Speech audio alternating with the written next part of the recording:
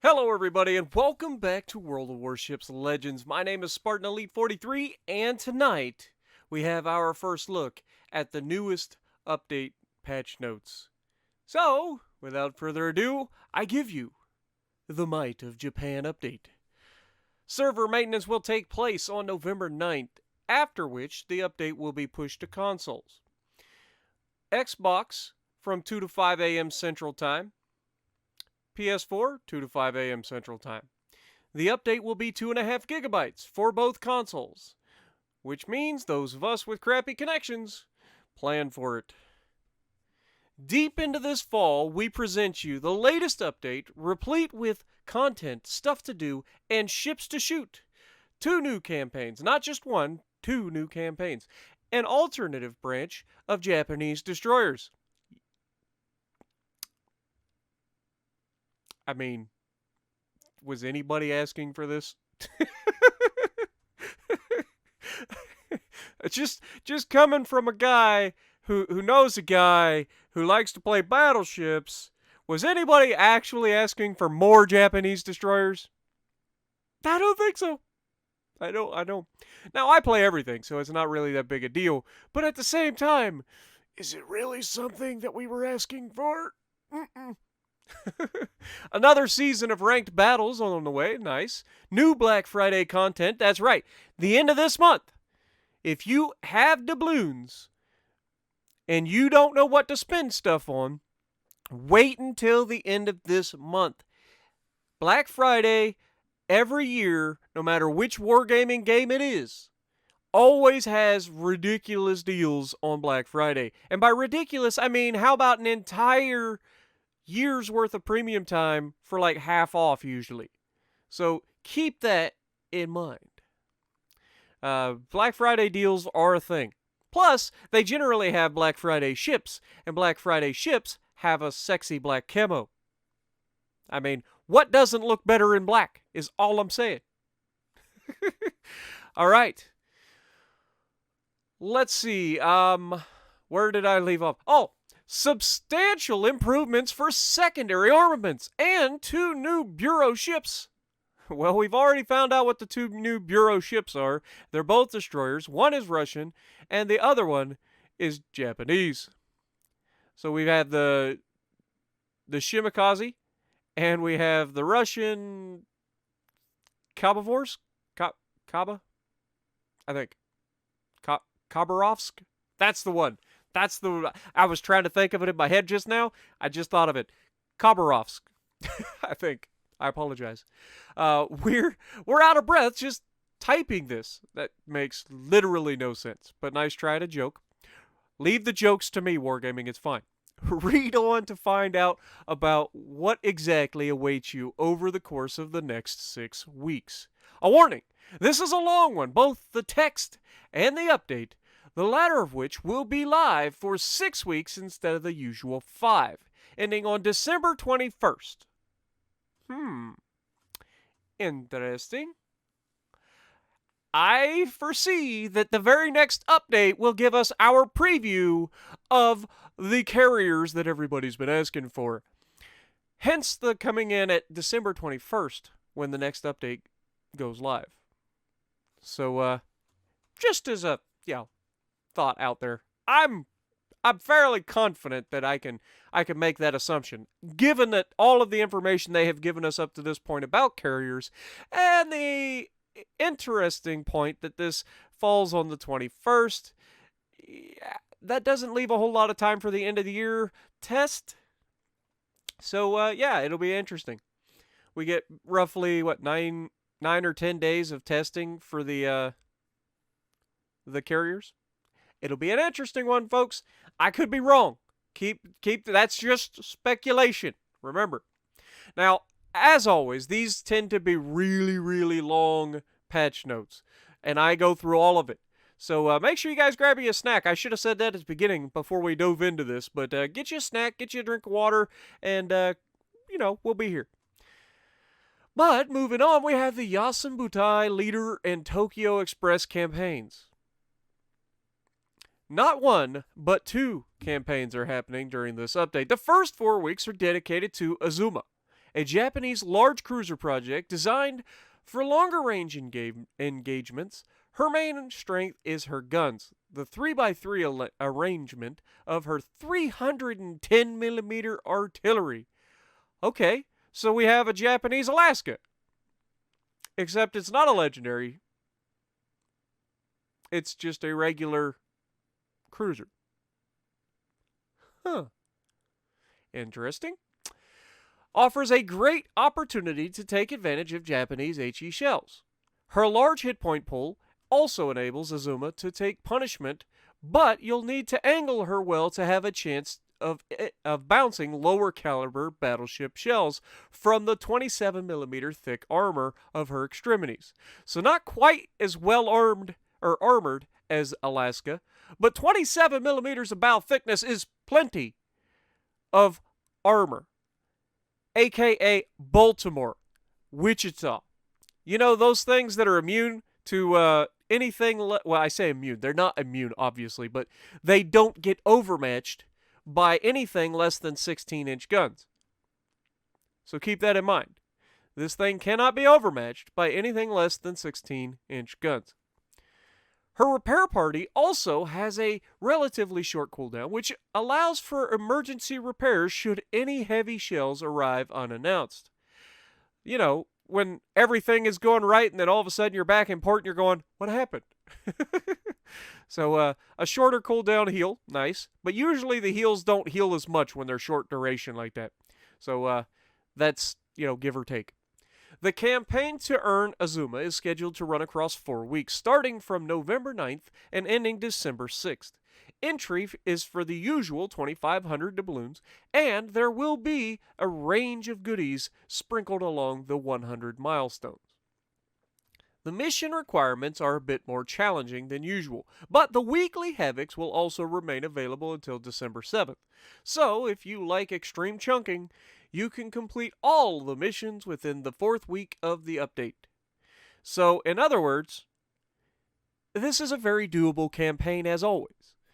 Even me with the Benham, in my limited amount of play that I play, I have almost finished the Benham. I will pay very little, if anything, to get the Benham at the end of it, other than the 2,500 doubloons I put down initially, and then whatever's left over, it'll be less than 1,000 gold to buy out the rest of the campaign if I don't finish it. But I'm very close, and I don't play that much. I have less than 4,000 games played in Standard, so that should tell you kind of how much I play. I generally play to record for you guys, so that doesn't mean it's easy for me to get through these campaigns. It's usually the opposite. It's usually I end up having to buy the ship through the campaign later, but I usually let myself go as far as I can into the campaign, and then I buy out what's left at the end. But that's just me. So these are the rewards you can get without Admiralty backing on the Yasam Butai leader, commander, or campaign, sorry. And then these are the additional rewards, so you get all of this without it and with it, and then you get this extra with the Admiralty backing. So you can see it's always worth picking up the Admiralty backing if you have the ability to. It's not, not everybody wants to spend money on the game, I get that. But if you're going to, these are some of the best ways to spend them because you get so much for your money. But anyway, on December 6th, we're switching our focus to the new Imperial Japanese destroyers. More on that matter in the next section. And the main reward is Raizo Tanaka, which, if you guys aren't sure, Raizo Tanaka is my personal pick for the torpedo boat commander on the Japanese. He has the hard-hitting torpedoes base trait, so like he gives his torpedoes hit even harder than normal, and when they're Japanese they hit pretty hard enough already. While Takeo Kurita gives you artillery options, many newer players haven't tried the Japanese destroyers at all, which is surprising because the Japanese destroyers are literally the easiest ones to play. There's no joke about that. The Japanese destroyers are the easiest destroyers to play. They have the best concealment. They have the longest range, hardest hitting torpedoes. And once you get up to tier 5, 6, and 7, their guns aren't bad either because they have their double turrets. They don't reload very fast like the Fletcher and like other gunboat destroyers do, but they hit really hard because of the Japanese increased HE penetration.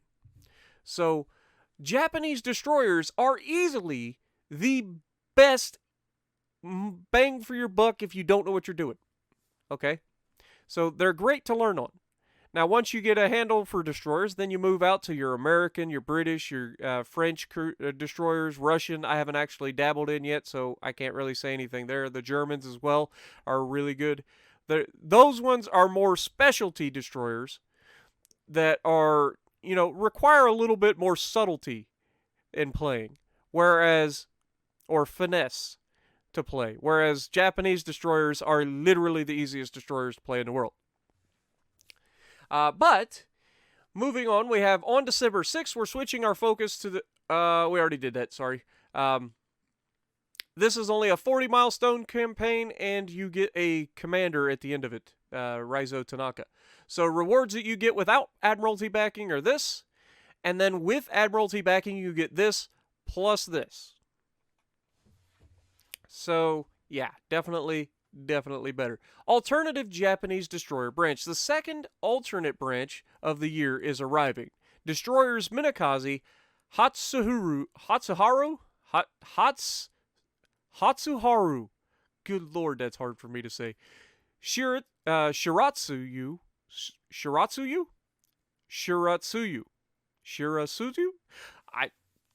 And then, of course, Akizuki. Not to be confused with Akatsuki or Akatsuki, depending on who you talk to. I'm pretty sure it's Akatsuki normally in Japanese pronunciation. I think it's Akatsuki. I'm basing that solely on Naruto Shippuden. That's all I'm saying. The split happens at the tier 4 Matsuki, which has to be researched first, obviously. Now, these are not coming out in early access, by the way. These are coming in straight off the bat. As soon as the update happens, you can start going through the line. These are not coming in crates in early access, so keep that in mind. These ships are a bit less focused on torpedoes simply because of their lower torpedo count. But torpedoes are definitely still their main armament. However, the higher you move up the tiers, the more gunboat-like characteristics they display. They also have better anti-aircraft weaponry, which might become quite useful in the coming months. There are no early access mechanics this time, so there may be a slight bump in the destroyer population for the time being. Give the newcomers a try, and be sure to share your honest opinions on any of your preferred channels. AKA, leave a comment down below and let us know what you guys think. Glad they threw that one in there. I always forget to self-plug myself. To support the new line, we're also adding a new skill that will allow you to switch playstyles somewhat on the destroyers. The Evil Spark skill improves HE shell penetration but reduces alpha damage, so you can choose different approaches to how you handle your guns and use different shell types to your preferences. Okay, so Evil Spark skill sounds an awful lot like Equilibrium of Power. Basically, it increases your HE penetration, but reduces the overall damage, meaning you will shatter less HE shells, meaning you will do more damage overall more often.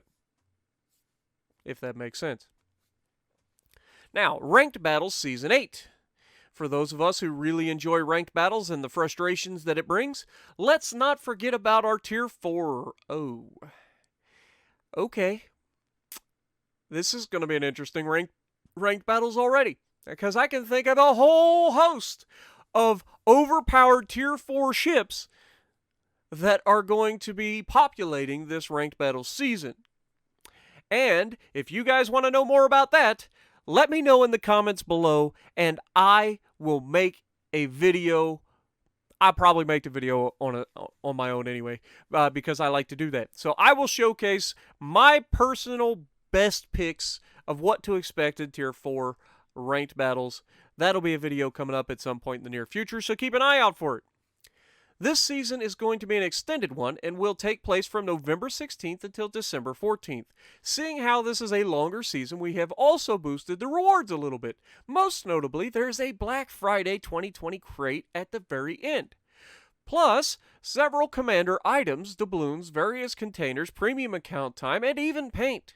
You'll be able to check out the exact rewards once the season starts. Here are the basic roles for the season, which are pretty similar to the previous one. Any ranks earned in Season 7 equate to the number of stars you automatically receive at the start of Season 8. Teams are comprised of 7 ships and are mirrored by ship types, aka if you have one destroyer on one team, you'll have one destroyer on the other team. Same for the cruisers, same for the battleships. That's just how when they say mirrored, that's what they're talking about. You will have the same number of destroyers on each team, same number of cruisers on each team, same number of battleships on each team. Okay? Divisions are allowed up to 2 players in each, which makes sense. That's the way it's been. So two player divisions. There is a limit of 2 destroyers per team, which is why destroyers always take longer to get into these ranked battles, because you end up waiting in a queue because you're a destroyer. But it needs to be a thing. Destroyers heavily decide the outcome of ranked battles, like ridiculous. Like more than any other ship in the game, destroyers control ranked battles. A draw means a loss for both teams. Win to gain stars, but still try to be the best on your team if you're losing, so as to save your stars. So in other words, if you're the best person the person with the most XP at the end of the battle on the losing team will not drop a star. So that's been the same way for a couple of seasons now. The first player by XP earned... Oh, I'm sorry. They literally just said that twice. Okay, so I won't repeat that because we just said that. Upon reaching rank 1, you can no longer play in the current season. Obviously, that's the way it's been every single season. The following maps have been modified, or have modified spawn locations for the new season. So we will be playing on Strait, New Dawn, Shards, and North. Okay, so no Northern Waters this time, which is a shame because that's actually a fun map on Ranked. But North is always there. Shards, Strait seem to be. New Dawn I'm kind of drawing a blank on, so I don't remember which one New Dawn is. Somebody will have to remind me in the comments. There are 3 leagues in the season. Separations happen at rank 11, rank 5. Oh, okay, so... Okay, there are 16 ranks, so when you get to rank 11, you jump into a new division, and then when you get to rank 5, you get into the top league, and hopefully, so you cannot drop out of your league. So once you get through your league, you don't drop out. Actually, that's not entirely true. Rank 11 is in between 2 permanent ranks, so you could potentially drop out of the second league back into the bottom pool. So keep that in mind. You need to get to rank 10 to guarantee that you do not drop out of the second league. And then, of course, once you get to rank 5, then you're not going to drop out of the top league. Give it your best shot and attain the coveted rank 1. Please note, no cosmetic items will be credited during this season itself, but we may credit them in the next update. So normally, if you're not sure what they're talking about there, normally when you're done with the season, you get the emblem and the background for that season. So you get the best of the, if you get your rank number 1, you get the special emblem and such. So it sounds like they haven't finished those, but they will be coming in the next update. So keep that in mind. It's not saying they will, but they may credit them in the next update. So, new projects in the Bureau. At long last, we're introducing more legendary tier ships in the Bureau. This time, it's 2 destroyers at once. The Soviet Khabarovsk and the Japanese Shimakaze. Khabarovsk is best suited to gun duels with other destroyers and even cruisers, being particularly sturdy for a destroyer and possessing possibly the best ballistics for her type. Shimakaze, the pinnacle of Japanese destroyers, is all about torpedoes. Both projects are similar to previous legendary projects in length and the amount of boostable research points. However, the ship and commander requirements are a bit different. Interesting. Well, hopefully they listen to us about the whole commanders like inspiration, or what do you call it, patrons. So hopefully they take the patrons or the commanders that aren't used as frequently and make them the low requirements for the ship, and then get into the commanders that are most frequently used and put them at the higher end of the scale. That way you're not spending a stupid amount of promotion orders on commanders you will not use, most likely. That was my biggest grief about the Bureau so far, and I did make my point known, but again, I don't know if that's what they actually changed. Only time will, show. I'm obviously going to be, researching both of them at the same time, so we'll see. But that was definitely something I brought up, was that it is ridiculous how many promotion orders I had to waste on commanders that I'm not going to use, just to try to get through the Bureau a little bit faster on the high end. Now, if they'd have put those commanders at the low end and then used the normal commanders that we use all the time at the high end, it wouldn't have been a problem. You wouldn't have been wasting, you know what I mean? So that's just my opinion. But Shimakaze has 17,900 hit points. She has 6 to 20 millimeters of plating. Main battery is 6 127 millimeter guns. Those are double turrets, as always, on the at the high tier Japanese destroyers. Firing range is 10.7 kilometers, so right there is usual. Maximum HE shell damage is 1,800. Chances of causing fire 7%. Maximum AP shell damage is 2,200. Reload time 6.5 seconds is actually pretty good for a Japanese destroyer. And obviously that's without the boosts that you could do if you wanted to boost the guns. But yeah. 180-degree turn time, not particularly good at 22.8, but not horrendous either. Torpedoes. This is where the thing shines. You've got 15 610 millimeter torpedoes, and they have a maximum damage of 21,367 damage, with a range of 8 kilometers and speed of 76 knots. So these are essentially the Yadachi torpedoes, if you know what I'm talking about. Now, they're going to be slightly longer range than the Yudachi torpedoes, because the Yudachi torpedoes, I believe, the Screamer torps start out at 7 kilometers? I want to say it's 7 kilometers. But with your boost to the range and stuff that you usually run on Japanese destroyers, that pumps it out to the 8 kilometers that we all know and love. And then, of course, 76 knots, those are Screamer torps. Those are not slow torps. Those are going to get to you quickly. But that also means that they are more easily detectable, which is why they have a 1.8 kilometer detectability. The reload time is 2 minutes and 11 seconds. You can drop that down, probably get it sub 2 or right at 2. So it's not bad. Alternate torpedo modules, so you get a choice. You can run those, or you can run the longer range torpedoes, which have a base range of 11 kilometers, which means you're going to be able to get these out to probably 13 kilometers in range. They're slower at 67 knots, but they actually do more damage overall. They do an extra 2,400 damage. But they're slower. They reload faster. No, they don't. I lied. They reload slower. The base reload is 153 versus 131. So these take longer to reload. They hit harder. They reach out further. And they're slightly, and I say slightly, barely, they're only 1.7 rather than 1.8 kilometer detectability. So they're a slightly sneakier torpedo, but not by much. Personally, does the extra range make you more comfortable? Or do you prefer the Screamer torps? Personally, I prefer Screamer torps. I have found in my particular case that I do better in closer ranges with faster torpedoes than I ever did at super long range torpedoes. So that's just me. That's my preference. I'm glad that that's a thing, because I'm going to be dumping 15 torpedoes over the side of my ship and trying to plug all the holes and cause a few more. But maneuverability, 39 knots, turning circle is 690 meters, rudder shift time of 3 seconds is pretty good. Pretty good. The maximum speed's a little bit on the low side, but not too terrible.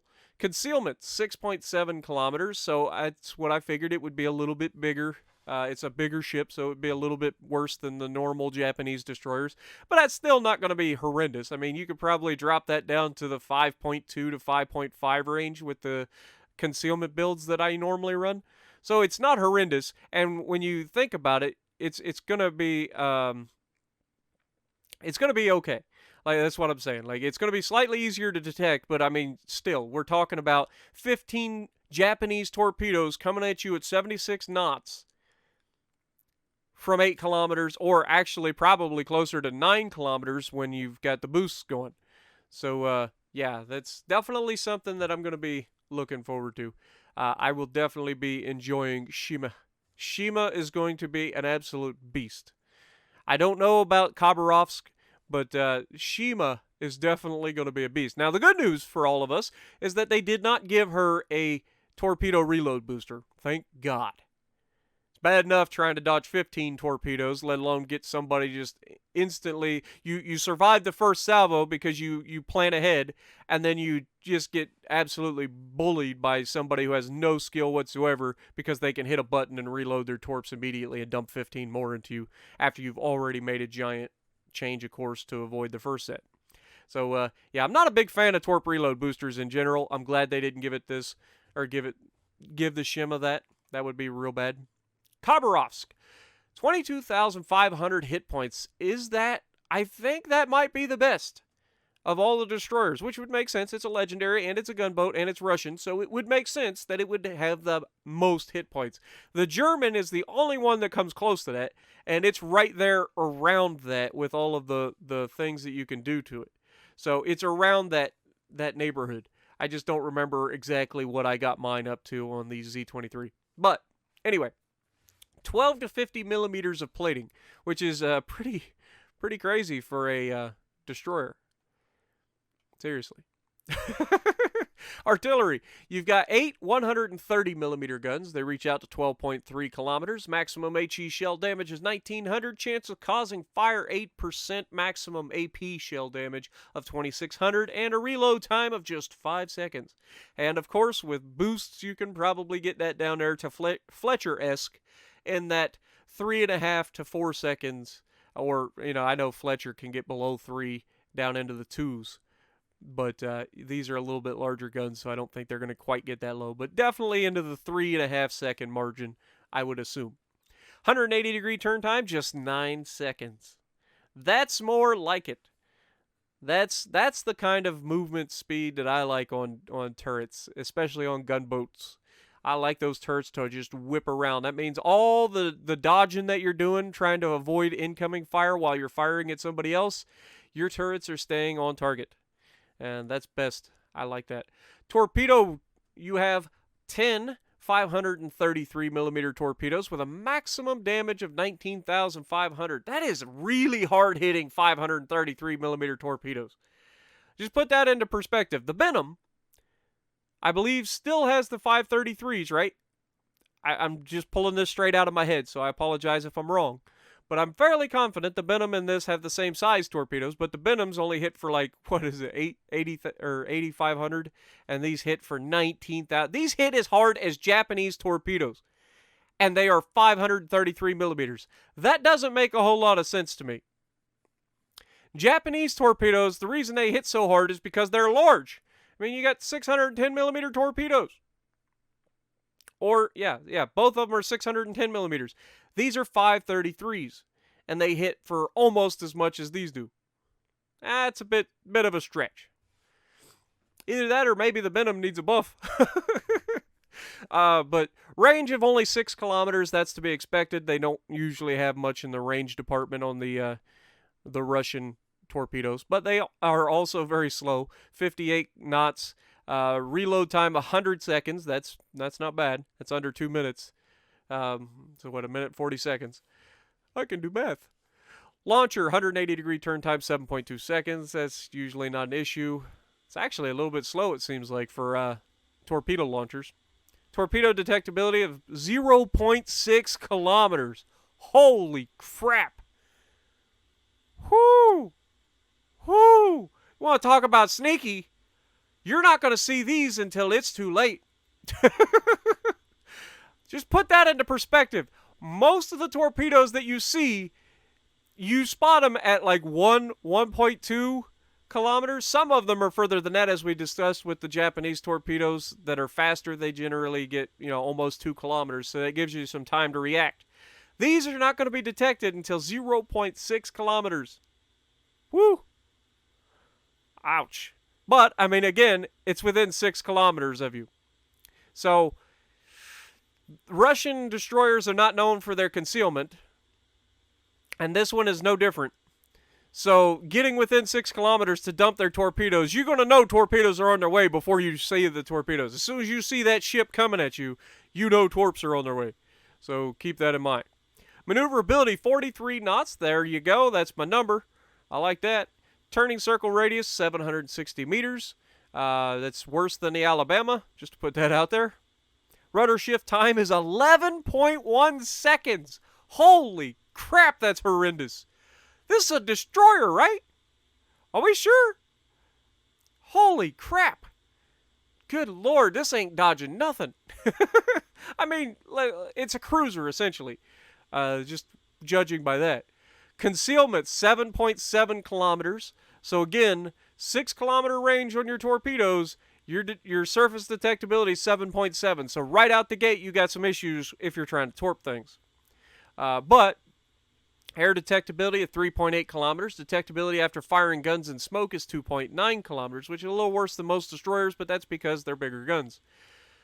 Available consumables. You get damage control. You get the smoke generator. Or a repair party. Ooh. Choices. Do you want smoke? Or do you want to be a Chad? Given the playstyle of most Russian destroyers, I'm going to say screw the smoke, grab the repair.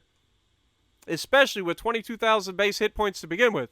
You're going to be able to stay in the fight a lot longer. Which is something the Russian destroyers are desperately needing. Which is why they just recently got a buff. Engine boost 1 is the last consumable, which is pretty normal. Black Friday 2020. We're back for more Black Friday craziness this year with 4 more ships, no less. New ships and containers will be offered in store from November 16th through the 30th. You'll also have an opportunity to get a container by completing a special mission. The refreshed Black Fleet includes Mutsu, Indianapolis, Bliskavica, or Bliskavica. I call it the Bliskawica, but I know it's the Polish Lightning, and Atago. So we're going to get 4 new black ships, so Mutsu Black, Indianapolis Black, Bliskawica Black, or Bliskavica Black, and Atago Black. So that'll be interesting. 3 of the ships will be available directly from the store, while Atago is a low chance drop from the new Black Friday containers. Other than the ships, you'll be able to get get shadow camos. Shadow camos are the black camo. Save them up, make permanent camos because it's the sexiest camo, aka my Yamato, is all I'm saying.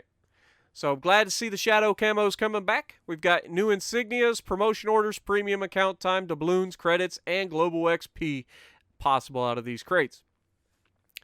Should you pull Atago, she'll come together with a personal mission to obtain a special flag. Other ships have flags available as well, but only as part of a big package. Bliskavica comes together with her commander Jerzy Swirsky, but only if you don't already have him.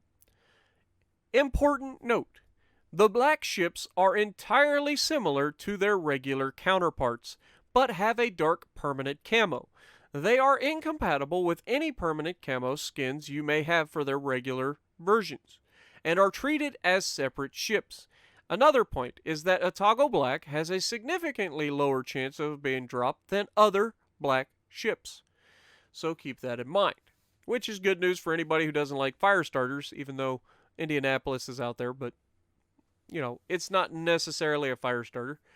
It can just fill both roles. Anyway, So, yeah, if you're not familiar with the black ships versus the regular ships, it's just like Atlanta and Atlanta Black. There is no difference between the ships other than the fact that one has a black permanent camo. Okay? So, again, the only reason you're buying these is A, you want the ship and you don't have it, and you want a sexy permanent camo. Because, honestly, the black ships are sexy. Everything looks better in black. Change my mind. Good luck. Secondary armament improvements. Now, this is the moment the battleship commanders have been waiting for a very, very long time. You've been asking us to improve the capabilities of secondary guns ever since we introduced the German battleships. We're finally making that happen. There are several improvements within this update, and they include a new consumable, a new skill, and a few improvements to existing skills. Keep in mind that in order to inflict reasonable damage by relying on your secondaries, you'll need to heavily invest in both your ship and commander build, as well as get close enough to the enemy. However, the new consumable, Enhanced Secondary Targeting, will allow many battleships to make destroyers' lives. Sorry, I read that in such a weird way. The new consumable Enhanced Secondary Targeting will allow many battleships to make destroyers' lives significantly harder, should they wander too close. Now, let's move on to the measures. So, this is going to help deter those YOLO rushes that these stupid destroyer players tend to do. I say stupid destroyer players because there are two types of destroyer players out there. There's the YOLO rush that has no skill whatsoever. They go after one ship, they kill that ship, and then they die immediately. And then there are the guys like me and some of the other guys who know what they're doing and only utilize that when it is an opportunity and not something that's going to end up in my death. And that's the difference that I like to point out between people. However, every battleship in the game receives 2 charges for Enhanced Secondary Targeting consumable. Depending on the exact ship, this consumable either replaces something, planes for most, or is added to their arsenal in some cases like Vanguard. It works like this. Your secondary armament becomes significantly more precise for 30 seconds. And it has a 180 second cooldown. Every brawling battleship commander receives the properly meticulous skill. It reduces the reload time of your secondaries and prolongs the duration of the Enhanced Secondary Targeting consumable by 10 to 35% on the top end. That's quite a big jump there. So as you progress the skill, it gets up to 35%. That's pretty nice. The Porcupine skill, which brawling battleship commanders already possess, has received some small improvements. Shell grouping now improves from 3 to 12%. From 3 to 12% to 5 to 15%. Not a huge change there. Maximum of 3% on the new, or a 3% buff max. While the maximum dispersion radius further narrows from 5 to 15 to 7 to 18. Again, not a huge change, but 3% on the end of it. The elbow room base trait of Franz von Hipper, used as the main inspiration for secondary builds, has received additional improvements. The shell grouping of secondary armament improves by 0.25% per rank, up to 5%. There you go. So once you get them fully maxed out, this means that Bismarck's actually going to be able to reach out even further. Or no. Sorry, that's not the range. That's the groupings of the shells, so they become more accurate. As we're only gathering limited use case data from the super test, it's important that you provide feedback should you decide to go the secondary route.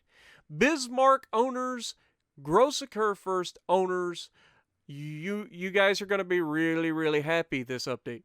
Tirpitz as well. I don't know why I left Tirpitz and Scharnhorst out, because they're also really, really good secondary battleships.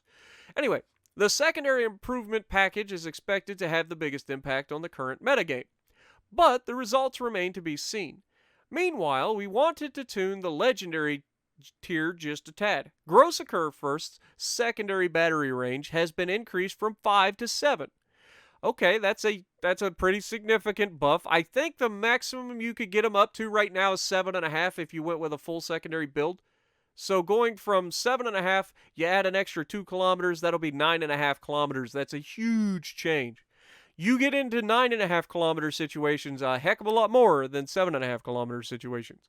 So you're going to be getting more secondaries. And the gross occur first secondaries are pretty nasty. It'll be interesting to see how the gross occur first, how the Tirpitz, how the Bismarck and Scharnhorst start stacking up. Now, they're not the only ones with secondaries. So it'll be interesting to see how many different people go for different builds of secondaries.